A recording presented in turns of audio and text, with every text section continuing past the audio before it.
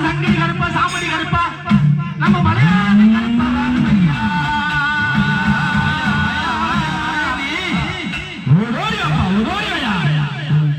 மக்கள் எல்லாம் காத்திருக்கு காத்திருக்கு காத்திருக்கு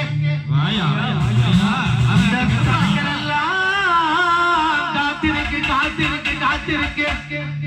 நம்ம மாமுள்ளி கிராமத்திலே நாகமுத்து மாரியம்மன் கோயிலே நடக்கிற கன்னி பூஜைக்கு இந்த கன்னி சாமியை பார்த்த வரக்கூடிய நம்ம மாறன